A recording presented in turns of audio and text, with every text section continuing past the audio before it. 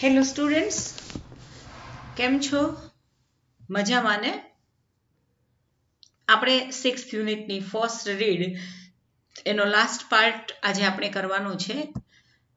Helen Keller દ્વારા આ પાઠ લખાયો છે અને એમણે વર્કર્સની સામે જે લેક્ચર આપેલું હતું એ લેક્ચર આપણે ભણવાનું છે. આગળ વધીએ તો ગયા પીરિયડની અંદર આપણે અહીંયા ક્યાંક હતા. We are not free unless the men who frame and execute the laws represent the interest of the lives of the people and no other interest. Interest એટલે રસ. તો હે કર્મચારીઓ, હે મજૂરો, કામદારો, આપણે ત્યાં સુધી ફ્રી નથી જ્યાં સુધી જે લોકો કાયદાઓ ઘડે છે અને કાયદાનું અમલ કરે છે તે રિપ્રેઝન્ટ એટલે પ્રતિનિધિત્વ કરે છે, રજૂ કરે છે the interest of the lives of the people, લોકોના જીવનમાં રસ લે, બીજી કોઈ જગ્યાએ રસ લેવાને બદલે લોકોના જીવનમાં રસ લઈ અને પછી કાયદો બનાવે કે કાયદોનો અમલ કરે તો આપણે સુખી થઈ શકીએ. જે કાયદો બનાવે છે, કાયદાનો અમલ કરે છે એને લોકોની લાઈવ્સ એટલે કે જિંદગીઓમાં રસ નથી. ધ બેલોટ એટલે તમે જાણો છો મતપત્રક. The ballot does not make a free man. હવે આ એક્ટિવ વોઇસનું વાક્ય છે. કર્તા છે the ballot, ક્રિયાપદ છે does not make, શું નથી બનાવતા? a free man. તો એ ઓબ્જેક્ટ છે. તો આપણે શીખ્યા છીએ એ પ્રમાણે ઓબ્જેક્ટ છે એનું સબ્જેક્ટ અને સબ્જેક્ટ છે એનું આપણે ઓબ્જેક્ટ કરશું. A free man, do કે does ની જગ્યાએ આપણે am, is કે are નું કોઈ રૂપ મૂકીએ તો free man ની સાથે આપણે is મૂકીશું. તો a free man is not made by the ballot out of a wage slave. Wage slave એટલે કે વેતનના ગુલામ. પહેલી તારીખની રાહ જોઈ, પહેલી તારીખે મળનારા વેતન ઉપર જેની જિંદગી આધારિત છે એને શું કહેશું આપણે? વેજ સ્લેવ, જે લોકો વેતનના ગુલામ છે. તો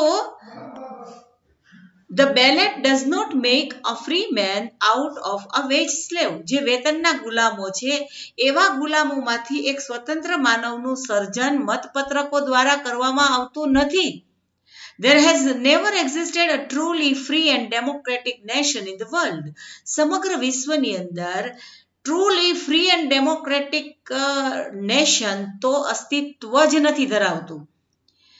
From time immemorial men have followed with blind loyalty the strong man who had the power of money and armies. અનિશ્ચિત કાળથી, લાંબા સમયના કાળથી માણસો આંધળી વફાદારીથી, એક અંધ બની અને વફાદારી કરવી, આંધળી વફાદારીથી જેમની પાસે પૈસા અને લશ્કરની શક્તિ છે એવા માણસોને આપણે અનુસરતા આવ્યા છીએ અને આપણે ભગવાન બનાવી દીધા. શું કામ ભગવાન બની ગયા? કારણ કે એની પાસે એક જ શક્તિ છે અને એ શક્તિ કઈ શેની શક્તિ છે? પૈસાની શક્તિ છે. They have power. એ લોકો પાસે સત્તા છે, એ લોકો પાસે મની છે, સત્તા છે. એનું આપણે આંધળું અનુસરણ કરતા આવ્યા છીએ. હા. Even while battlefields were piled high with their own dead, they have tilled the lands of the rulers and have been robbed of the fruits of their labor. યુદ્ધ ભૂમિમાં પોતાની જ લાશોના ઢગલા છે. પાઇલ એટલે ઢગલા. While battlefields were piled high with their own dead, they have tilled the lands of the rulers. શાસકોના ખેતરને till કર્યા છે. ટીલ કરવું એટલે ખેડવું. And have been robbed of the fruits of their labors. અને મહેનત મજૂરી એ લોકોએ કરી છે અને એના ફળ આ લોકોએ ચાખ્યા છે, આ લોકોએ લૂંટી લીધેલા છે. They have built palaces and pyramids, temples and cathedrals, and they held no real shrine of liberty.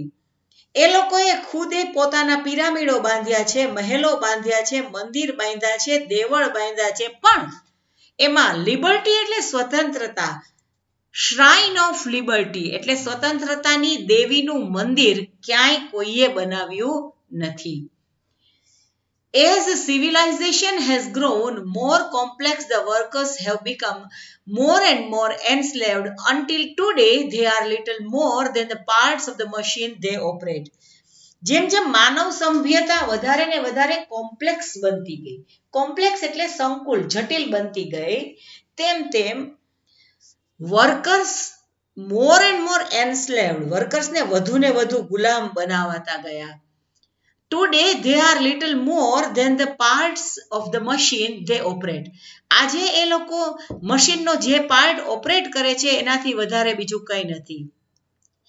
Daily they face the dangers of railroad bridge, skyscraper, freight train, stockhold, stockyard and training at the docks on the railroad, underground and on the seas. રોજે રોજ, daily, હંમેશા, they face, તેઓ સામનો કરે છે. શેનો સામનો કરે છે? The dangers of railroad, railway રસ્તાનો સામનો કરે છે. બ્રિજ, પુલો, સ્કાયસ્ક્રેપર્સ એટલે બહુમાળી ઇમારતો, ફ્રેટ ટ્રેન એટલે માલ સામાન લઈ જતી train, freight train, stock holds, stock yard એટલે કે માલ સામાન લઈ જતી ટ્રેન, વહાણની steamer room, stock yard and training at the docks on the railroads, underground and the sea. જમીન ઉપર અને સપાટીની નીચે દરેક જગ્યાએ એ લોકોએ જોખમનો સામનો કરવો પડે છે. They move the traffic and pass from the land to land the previous commodities that make it possible for us to live. તેઓ પોતાની જાતને વાહન વ્યવહારની અંદર જોતરીને આપણી કિંમતી વસ્તુઓ, આપણી જીવનની મૂલ્યવાન વસ્તુ, પ્રેશિયસ એટલે મૂલ્યવાન અને કોમોડિટીઝ એટલે ચીજ વસ્તુઓ, મૂલ્યવાન જરૂરી જીવન જરૂરિયાતની ચીજ વસ્તુઓ make it possible for us to live, આપણને જીવવા માટે એ લોકો અવેલેબલ બનાવે છે. And what is the reward, અને એના બદલામાં એને શું મળે છે? A scanty veg.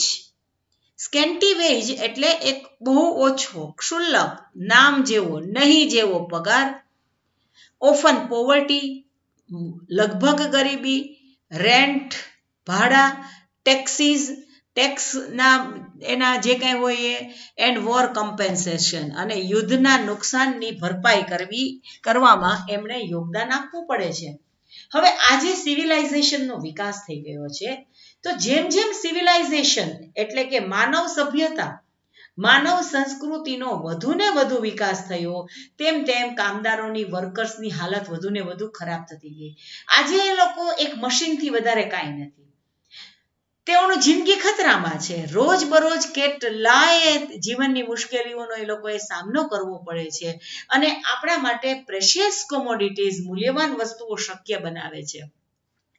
એમ છતાં એના હાથમાં માત્ર થોડુંક વેતન, ગરીબી, ભાડાઓ, ટેક્સ વગેરે સિવાય કાંઈ જ આવતું નથી.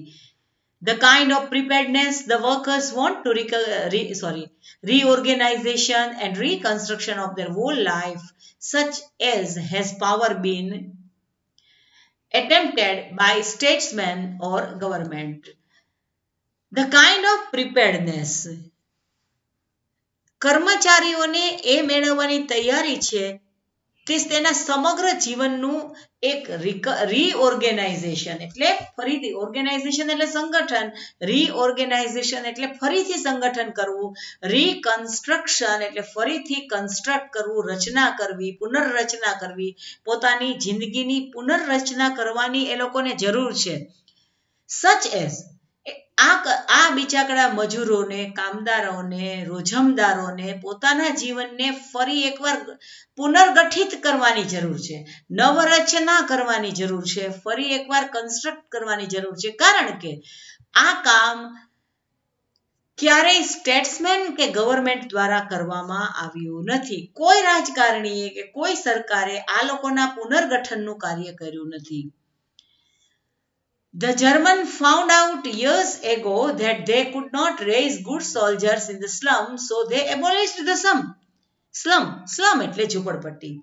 વર્ષો પહેલા જર્મનીને એવું લાગ્યું કે સારા સૈનિકો સ્લમમાંથી ઊભા કરી શકાશે નહીં, ઝૂંપડપટ્ટીમાંથી સ્લમ એરિયામાંથી સારા સૈનિકો ઉત્પન્ન થઈ શકશે નહીં, એટલે એમણે ઝૂંપડપટ્ટી જ ડિમોલિશ કરી નાખી, એટલે નેસ્ત નાબૂદ કરી નાખી, ઝૂંપડપટ્ટીને જ દૂર કરી દીધી. They saw to it that all the people had at least few essentials of civilization: decent lodging, clean streets, wholesome or scanty food, proper medical care, and proper safeguard for the workers in their occupation. તેમણે એ ધ્યાનમાં રાખ્યું, તેને લક્ષ્યમાં કઈ વસ્તુ લીધી કે બધા લોકોમાં સભ્યતાના થોડાક અંશો પડેલા છે. તો every person અથવા તો all the people had at least few of the essential of civilization, સભ્યતાના થોડાક અંશ પડેલા છે, જેમ કે decent lodging એટલે રહેવાનું સારું સ્થળ, clean street, wholesome if scanty food, ઓછા ખોરાકને બદલે સારો વ્યવસ્થિત આરોગ્યદાયક ભોજન એને મળી રહે, proper medical care, safeguard for the workers in their occupation, અને પોતાના વ્યવસાયમાં યોગ્ય safeguard એટલે સલામતી હોવી જોઈએ, સલામતીની વ્યવસ્થા કરવી જોઈએ, એ માત્ર એક નાનકડો અંશ છે. That is only a small part of what should be done. જે કંઈ થવું જોઈએ એનો એકમાત્ર અંશ આટલો છે. શું અંશ છે? સારું રહેવાનું ઘર, સારી સ્ટ્રીટ, સારો આરોગ્યપ્રદ ખોરાક, proper medicine, proper safeguard for the workers. આ તો આપણે જે કરવું જોઈએ ને એનો એકમાત્ર અંશ છે. It is your business to force these reforms in the administration. વ્યવસ્થાની અંદર આ પ્રકારનો સુધારો આવે એ જોવાની ફરજ તમારી છે. Let there be no more talk about what the government can or cannot do. સરકાર શું કરે છે અથવા તો સરકાર શું નથી કરતી એ વાતો કરવામાં ચાલો આપણે સમય ન વિતાવીએ. All these things have been done by all the belligerent nation in the turmoil of war. સરકાર શું કરે છે શું નથી કરતી એ હવે આપણે ચર્ચા ન કરવી જોઈએ. આગળનું વાક્ય આપણે લઈએ. All these things have been done by the belligerent nation. belligerent એટલે ઝઘડાળુ, જે ઝઘડો કરે છે એવું નેશન, એના દ્વારા આ let there be no more talk about ને આ બધું આ all things have been done, આ વાતો બધી દેશે શું કરવું જોઈએ અને દેશે શું ન કરવું જોઈએ, આવું કામ belligerent એટલે કે ઝઘડાળુ એગ્રેસિવ નેશનના લોકોએ કરી દીધી છે. All these things have been done by all the belligerent nations in the turmoil of war. Turmoil આ પણ શબ્દ તમે નોંધી લેજો. ટર્મોઇલ એટલે મુશ્કેલી, ખળભળાટ અને અશાંતિ, એને શું કહેવાય? ટર્મોઇલ. યુદ્ધની અશાંતિ દ્વારા ઘણા બધા ઝઘડાળુ રાષ્ટ્રોએ આ બધું કામ કરી લીધેલ છે. Every fundamental industry has been managed better by the government than by the private corporation. Private corporation એટલે ખાનગી સંસ્થાઓ, ખાનગી નિગમ કરતા કોઈ પણ પાયાના ઉદ્યોગોનું કામ, પાયાના ઉદ્યોગોનું સંચાલન બેટર એટલે વધુ સારી રીતે સરકાર દ્વારા જ કરી શકાય છે, નહીં કે કોઈ પ્રાઇવેટ ઓર ખાનગી નિગમ દ્વારા. તો ખાનગી નિગમ, ખાનગી સંસ્થાઓ કરતા સરકારી સંસ્થાઓ દ્વારા પાયાનું કામ વધારે સારી રીતે થાય છે. It is your duty to insist upon still more radical measure. Radical measure એટલે કે આવશ્યક પગલાઓ હજુ પણ લેવાય તે જોવાની, તે આગ્રહ રાખવાનું કામ તમારું છે. It is your business to see that no child is employed in an industrial establishment. કોઈ બાળકને ઔદ્યોગિક એકમ, ખાણ કે દુકાનમાં રોજગારી ન કરે કે એમાં એ ન જોડાય, એ જોવાની જવાબદારી તમારી છે. It is your business to see that no child is employed in an industrial establishment or mine or store, and that no work is needlessly exposed to accident or disease. કોઈ કાર્યની અંદર કોઈને અકસ્માત કે બીમારીનો ભોગ ન બનવું પડે, કોઈ સલામતી વગર જોબ ન કરે, એ જોવાની જવાબદારી હવે તમારી છે. It is your business. આ એક તમારી ફરજ છે. It is your business to make them give you clean cities free from smoke, dirt and congestion. તમને, it is your business to make them give, તમને સારા શહેરો, જે ધુમાડાથી મુક્ત હોય, ગંદકીથી મુક્ત હોય, કન્જેશન એટલે ભીડભાડથી મુક્ત હોય એવા શહેરો આપે, એવા શહેરો તમને મળે, એ જોવાની જવાબદારી તમારી છે. તમારે એ લોકોને ફરજ પાડવાની છે કે અમને આટલી સગવડતા આપો. It is your business to make them pay you living veg. તમને લિવિંગ વેજ એટલે કે દરેક વ્યક્તિને પોષણક્ષમ લિવિંગ વેજ એટલે જીવવા માટે જરૂરી હોય એટલું વેતન સરકાર તમને પૂરું પાડે, એના માટે સરકારને ફરજ પાડવી એ જવાબદારી હવે તમારી છે. It is your business to see this kind of preparedness is carried into every department of the nation. રાષ્ટ્રના દરેક પ્રકારમાં, દરેક વિભાગમાં આ પ્રકારની સજ્જતા અમલમાં મુકાવી જોઈએ અને એ જોવું એ તમારું કામ છે. એ જોવું એ તમારું કામ છે. It is your business to see that this kind of preparedness is carried into every department of the nation until everyone has a chance to be well born. દરેકને સારી રીતે જન્મવાનો ચાન્સ મળે, વેલ નરિશ્ડ, એને સારી રીતે પોષણ થાય જીવનમાં, એનું જોવાની જવાબદારી તમારી છે. રાઇટલી એજ્યુકેટેડ થાય, એને સારું શિક્ષણ મળે, ઇન્ટેલિજન્ટ બને અને સર્વિસેબલ એટલે કે દેશની સેવા માટે, સર્વિસેબલ ટુ ધ કન્ટ્રી એટલે દેશની સેવા માટે સેવા કરી શકે તેવો એ બને, એ જોવાની જવાબદારી તમારી છે. તો આ પેરેગ્રાફની અંદર આપણે શું શીખ્યા છીએ કે હેલન કેલર છે એ રોજમદારોને, કામદારોને એમ કહે છે કે આ બધું જ તમારે જોઈતું હોય તો એ મેળવવાની જવાબદારી તમારી છે. તમારે પ્રયત્ન કરવો પડશે કે તમને આ બધું મળે. શું? કે તમને સારા શહેરો મળે જે ધુમાડા અને ગંદકીથી દૂર હોય, તમને તમારું સારું વેતન મળે, તમને સારા પ્રકારની જીવન જીવવા માટે થઈને યોગ્ય વેતન મળે, તમારા પરિવારમાં જન્મતું બાળક છે એને સારું એજ્યુકેશન મળે, સારું પોષણ મળે અને એ વ્યક્તિ ઇન્ટેલિજન્ટ બને અને રાષ્ટ્ર સેવા માટે તૈયાર થાય એવું બનાવવાની જવાબદારી તમારી છે. Strike against all ordinances and laws and institutions that continue the slaughter of the peace and cruelty of war. ચાલો સ્પેલિંગ લઈ લો જો તમે. Strike against all ordinances. Ordinances એટલે નિયમ અને કાયદો. Law એટલે પણ કાયદો થાય. Strike against all ordinances and laws and institutions that continue the slaughter of peace. Slaughter એટલે કતલ, કતલખાનું. તો જે શાંતિનું કતલખાનું બની ગયા છે એવા તમામ નિયમો સામે મારો પડકાર છે. હું મારી સ્ટ્રાઇક રજૂ કરું છું. આ કાયદો કેવા છે? સ્લોટર ઓફ પીસ, શાંતિની કતલ થાય છે. ક્રુઅલ્ટી ઓફ વોર, યુદ્ધની ક્રૂરતા એમાં જોવા મળે છે. એ તમામ ઓર્ડિનન્સીસ, એ તમામ કાયદા સામે મારો વિરોધ છે. Strike against war for without you, for એટલે કારણ કે અહીંયા અર્થ થશે એનો ફોર, વિધાઉટ યુ તમારા વગર, નો બેટલ્સ કેન બી ફોટ, કોઈ પણ યુદ્ધ તમારા વગર તો લડી જ શકાશે નહીં. તમે જો યુદ્ધ નહીં લડો તો યુદ્ધ લડાવવાનું જ નથી. Strike against manufacturing scrap and gas bombs and all other tools of murders. Tools of murders એટલે કે મૃત્યુના સાધનો. એવા લોકોને મોતના ઘાટ ઉતારી નાખે તેવા બોમ્બ્સ અને મૃત્યુ માટે તૈયાર કરવામાં આવેલા તમામ સાધકો છે એની સામે મારો વિરોધ છે. એ બધું જ તોડી નાખો. Strike against preparedness, that means death and miseries to millions of human beings. અને લાખો માનવો